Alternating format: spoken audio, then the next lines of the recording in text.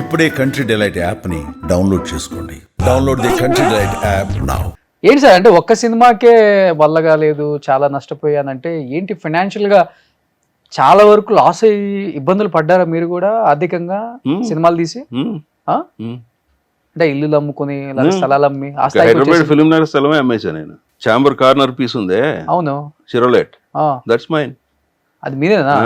ఈ సినిమా దెబ్బకి అమ్మేసి అందరికి కట్టాం కొంతవరకు. ఆ, అప్పుడంతా అది 26 లక్షలకి అమ్మేశాం. ఓకే. ఇవాళ అలాంటివి పోయినట్టు గురించి అసలు బాధపడకూడదు కానీ వదిలేస్తే ఉమ్, చాలా పోయినాయి అలాంటివి. ఓకే. డిస్ట్రిబ్యూషన్లో కానీ ఉమ్.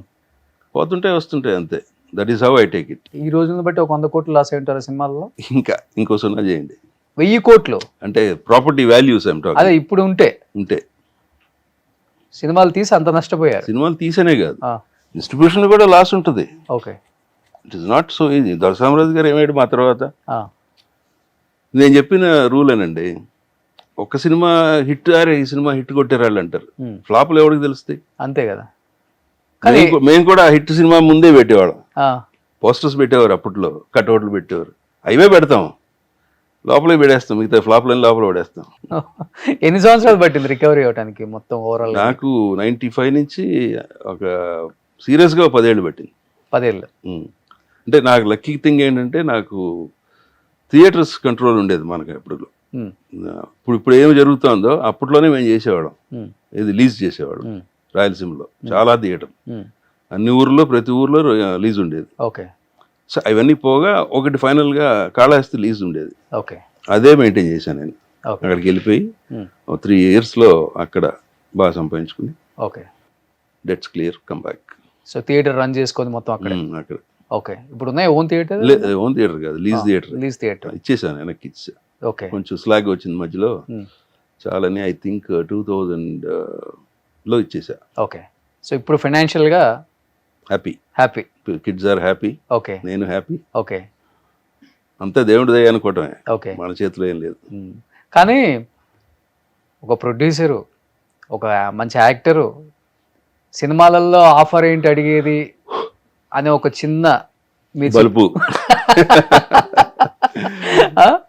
అలాంటి స్థాయి నుంచి ఈరోజు నవభారత్ బాలాజీ గారు సీరియల్స్ చేసే స్థాయికి వచ్చారు అంటే మిమ్మల్ని మీరు తగ్గించుకున్నారా, లేకపోతే తగ్గి ఇలానే ఉండాలి సొసైటీతో, సమాజంతో, మనం ట్రావెల్ అవ్వాలి, మనతో ఎవరు ట్రావెల్ అవ్వడు అని ఒక చిన్న మార్పు మీలోనే స్టార్ట్ అయిందా, లేకపోతే ఎవరైనా వైఫ్ పిల్లలు చెప్తేనో?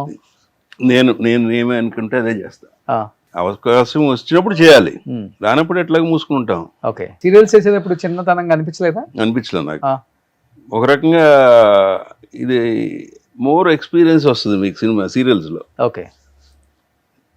తీస్తానే ఉంటారు కదా, ఉమ్, చేసిందే చేసి ఉమ్, న్యూ కమర్స్కి మంచి హెల్ప్ అవుతుంది. ఓకే. దాంట్లోంచి దీంట్లోకి రాగలిగితే ఇంకా బ్రహ్మాండంగా ఉంటుంది. ఉమ్. కానీ చాలా మంది వచ్చారు సినిమా పెద్ద పెద్ద ఆర్టిస్టులు సీరియల్స్ లోకి. అవును, ఆమని గారు, చాలా మంది. అవును, చాలా మంది వచ్చారు తర్వాత అంటే ఇది ఏం తప్పేం లేదు, అది ఒక నాగబాబు గారు చేశారు, అదొక ఫార్మాట్ అంతే. నాగేశ్వరరావు గారు చేశారు, నాగేశ్వరరావు చేశారు 2, ఆ రెండిట్లో నేను యాక్ట్ చేశా. మట్టి మనిషిలో 2 సీరియల్లో యాక్ట్ చేశాను నేను. ఓకే. నాగబాబుతో నేనే చేశా. ఉమ్, అదేది అపరంజి జమినీలో చేశా, పెద్ద హిట్ అది. టీవీ మాత్రం నేను ప్రొడ్యూసర్గా చేయను, ఉమ్. సచ్చినా చేయను. ఎందుకని? అది అసలు మనకి సినిమా అన్న అట్లీస్ట్ ఒక మాట అన్నా చెప్పొచ్చు ప్రొడ్యూసర్గా, ఓకే. అక్కడ జీరో. ఉమ్, ఛానల్ ఏం చెప్తే అదే ఓకే. వేస్ట్. అక్కడ నేను ప్రొడ్యూసర్గా I am not satisfied there. Serials act అంటే ఒక యాక్టర్గా వచ్చినప్పుడు చాలా మంది యంగ్ జనరేషన్ మిమ్మల్ని, నవభారత్ బాలాజీ గారిని మంచి మంచి మూవీస్లో యాక్టర్గా చూసాము అంటే మీ ప్రొఫైల్ తెలుసుకుంటారు కదా, ఎలా ఉంటుంది వాళ్ళ వెల్కమ్ అంటే సెట్? ఇవాళ రోజుల్లో వచ్చే కొత్త వాళ్ళకి ఎవరికి ఏం తెలియదు, ఆర్టిస్టులకు తెలియదు, టెక్నీషియన్స్ కూడా తెలియదు. మొన్న ఎవడన్నా అడిగాడంటే ఫోటోలు పంపించిన ఎలా ఉంటారో చూస్తాం మీరు అంటారు.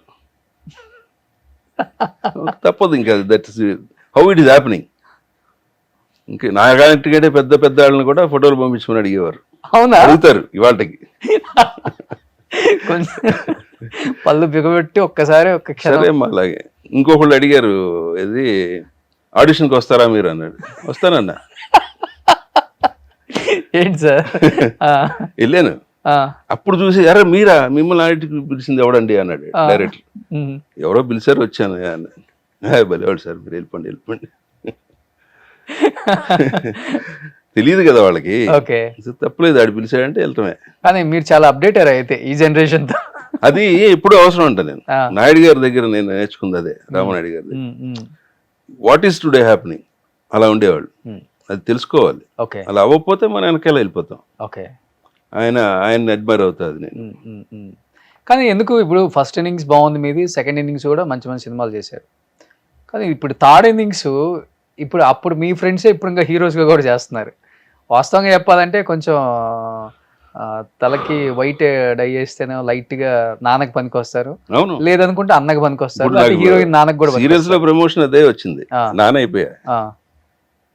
సినిమాలలో ఎవరు అసలు ఇంకా అడగలా అంటే ఆ రకంగా. అదే నేను మెయిన్ థింగ్ నా ప్రమోషన్ లేదండి. వీడు అసలు ఉన్నాడా లేదో తెలియదు కదా. ఇప్పుడు సపోజ్ రోజు మీరు కనిపిస్తేనే గుర్తుంటాం, అవును, లేకపోతే రోషన్ ఏమైపోయాడు అనిపిస్తుంది ఎవరిగా గుర్తొచ్చినప్పుడు. ఓకే, నాకు ఆడే టైం కరెక్ట్గా నేను గుర్తు రావాలి కదా. ఎందుకు వస్తాం? రోజు పొద్దునే వెళ్ళి కనపడో, సాయంత్రం వెళ్ళి కనపడో, వారానికి ఒకసారి వెళ్ళో ఏదో ఒకటి చేయాలి. ఓకే, సార్ నవ్వుడి నువ్వు ఉన్న ఊళ్ళో అని అడుగుతారు చాలా మంది కలిసినట్టు. ఓకే, అట్లా ఉంటుంది. అది చాలా మంది ఇండస్ట్రీకి తెలియదు మీరు అసలు ఉన్నట్టు. ఇక్కడ తెలుసు, ఇప్పుడు తెలిసిపోయింది. ఇప్పుడు తెలిసిపోయింది, మధ్యలో గ్యాప్ వచ్చింది కానీ అప్పుడు ఐఎమ్ టాకింగ్ అబౌట్ 95 to 98, 99 లేడు అసలు, కనపడలే నేను. ఆ తర్వాత వచ్చినాక తెలిసి ఉన్నానని. తర్వాత శ్రీరామరాజ్యం సినిమా కూడా కో ప్రొడ్యూస్ చేశారు కదా బాపు గారు, నయనతార గారు. ఫెంటాస్టిక్ ఫిల్మ్ అది. యాక్ట్ చేశారా? యాక్ట్ చేశా. ఏ రోలు? మీకు అది ఏమంటారు దాన్ని, భద్రుడు. ఓకే, ఈ సీతమ్మ గురించి తప్పుగా అనుకుంటున్నారని రాముడికి చెప్తారు. అవును, ఆ బిట్ చేశా. ఓకే ఓకే, అదే కో ప్రొడ్యూసర్ గా చేయటం లాస్ట్ నెక్స్ట్ మళ్ళీ.